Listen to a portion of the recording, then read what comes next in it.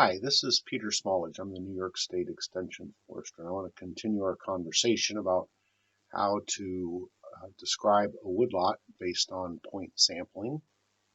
And this particular presentation is going to focus on the analysis of data.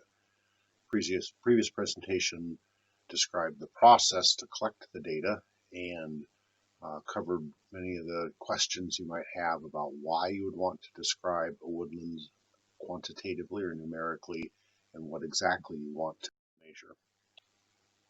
So just as a refresher, we want to describe a woodland because usually for two broad reasons. One is because you want to make some judgment about what the woodland is providing or could provide. So it could be what can it provide in terms of wildlife habitat, such as downed coarse woody debris, or it could be what you may be interested in, what can this woodland provide relative to timber production or firewood production or maple syrup production.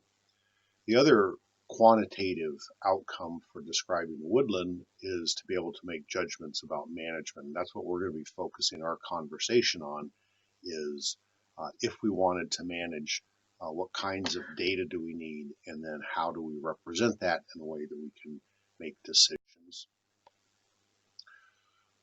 What we describe about a woodland depends entirely upon the question or questions that we're asking. So the question of wildlife habitat would have you recording different types of data and questions about what do we want to do to manage this woodland for maximum productivity and stability and resilience and vigor. So the objective here is to think about the analysis of the data, and the data we're going to be collecting is composition and structure data, which we'll define in just a moment. Composition is this mixture of species. So it might be, as you see in this picture, a mixture of species such as sugar maple and white pine. It might be oak and hickory. It might be, as you will see in lab at the McGowan woodlot, what would be known as mixed mesophytic species that include yellow poplar and cucumber magnolia and red oak and sugar maple and red maple, and actually a great variety of species. The structure is what it looks like. What are the physical attributes independent of the species mixture?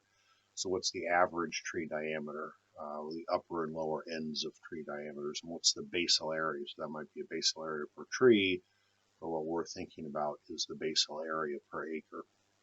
You remember that basal area is the area at the cross section of the stem. So if you cut the stem and made a stump at 4.5 feet above ground, and you calculated the surface area of that stump, that's the area at the base of the tree. So that's the basal area for the tree. You total those up for an area of a section such as an acre, and that's the basal area per acre. It's usually reported in square feet.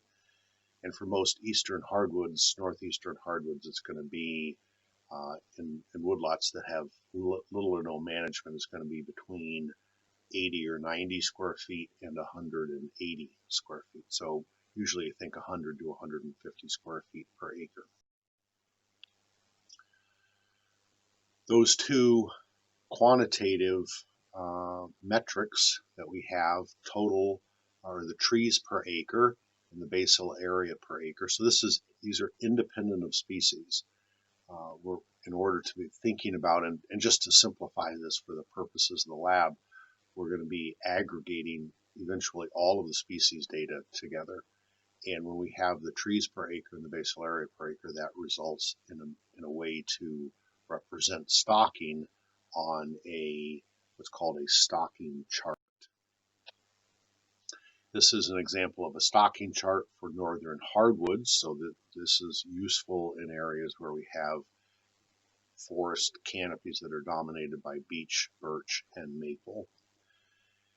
And what it shows is that uppermost line that's highlighted red is the stocking of a particular stand. So you would calculate the total trees per acre for all species. You would calculate the total basal area per acre for all species. In this particular chart for northern hardwoods that was developed by Leek, you would typically not include the suppressed canopy stems. So you'd only be working in the main canopy for intermediate, codominant, and dominant crown class stems. If the representation of your stand data puts you at the A line, that's the line of full stocking, also the line of maximum competition, also the line where you're expecting inter-tree competition sufficient to result in mortality. The B line for northern hardwoods is where you maximize timber production based on the availability of sunlight. You can imagine that if you have, well, we'll come back to that. Each of the family of diagonal lines, 4, 5, 6, 7 up to 16, are quadratic mean diameters. And so you can plot your point. All these are represented together mathematically, so you can plot any 2 points and report the third point. So you can report basal area in trees per acre, you can report basal area in quadratic mean diameter, and then calculate trees per acre. The point sampling that we did was to use an angle gauge where we selected trees, and then what we'll see here in a minute is how to calculate the trees per acre dependent upon the size of the trees, and the basal area per acre dependent upon or represented as a representation of the basal area factor. We used this angle gauge in class. We selected the trees using the angle gauge such that if the tree, when viewed at DBH or 4.5 feet above ground, filled the window, then it was selected. And as it was selected, you recorded species, the diameter, and then some index of quality. Each tree is representative of 10 square feet of basal area. That's what the BAF 10 means. So it's a basal area factor of 10, and I'll show you the calculation for trees per acre. This is what your data would look something like. You have the stand information in the upper left-hand corner. You keep track of the number of sample points in the upper right-hand corner because all of the data goes on a single sheet, and that's important to recognize. And so it's important that you keep track of how many sample points because you're going to average by that. And it makes a big difference if you're off by 1 sample point. So that's critical that you do that consistently and accurately.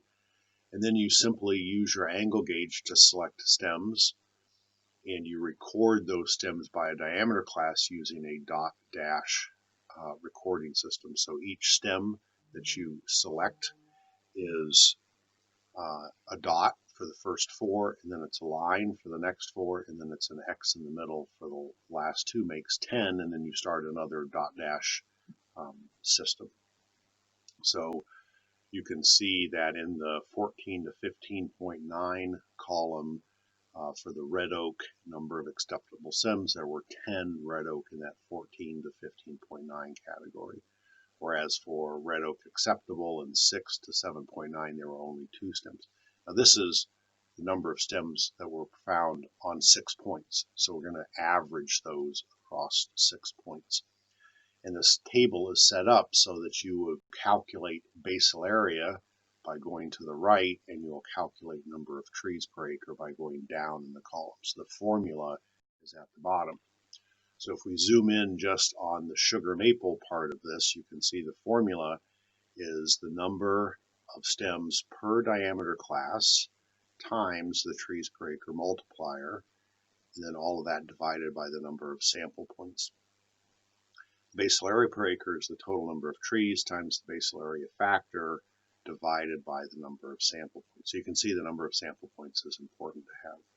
The total trees per acre and basal area per acre leads us to stocking. So in this particular image, you can see that, and remember, we want all stems represented for what we're doing in class. If you had a different application, a different question, you might want to separate out just the data on sugar maple, or you might want to represent it independently or uniquely for each species. We're going to aggregate. So you start in that first diameter class column, the 6 to 7.9. I like to go through and then write the number next to the dot dash just so I can more quickly make the conversion. That first column, if you add up the 2, 1, 1, 6, and 9, gives you 19 stems in that diameter class. The multiplier is 37.4, and the number of sample points you can see across the board is 6.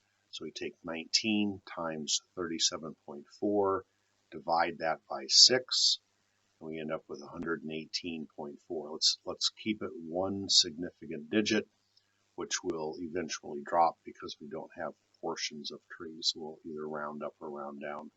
Calculating basal area, if we just look at that upper row for sugar maple, we can add 1 plus 5 plus 4 plus 1 is 11. We'll divide that by 6 and then multiply the quotient of 11 divided by 6 times 10, which is the basal area factor, and that gives us an estimate of basal area for acceptable sugar maple stems of 18.3. We add the rightmost column, the basal area per acre column, and sum that at the bottom. We end up with 116.5. We add the number of trees per acre. We ended up with 226.6. So those are our two numbers.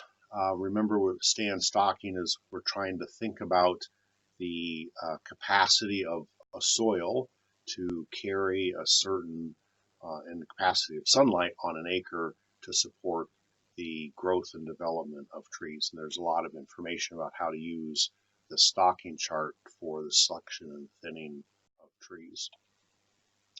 Here's our stand data. It's plotted. This stocking chart is appropriate for the data that was used in the example.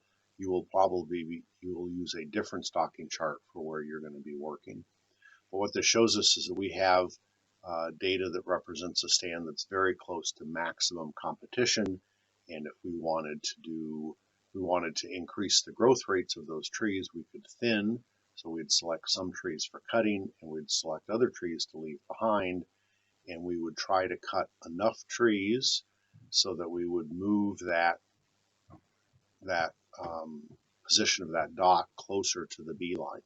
So we'll be cutting trees. That reduces the number of stems and it reduces the basal area. Cutting trees obviously reduces the number of trees per acre, and cutting trees also reduces the basal area. So when we do any kind of harvest, we have to move that line or that dot minimally to the left and lower down and to the left. We can't increase the number of trees, and we can't increase the basal area. So I earlier mentioned what happens on the A line, what happens on the B line, and then how these diagonal lines portray average stand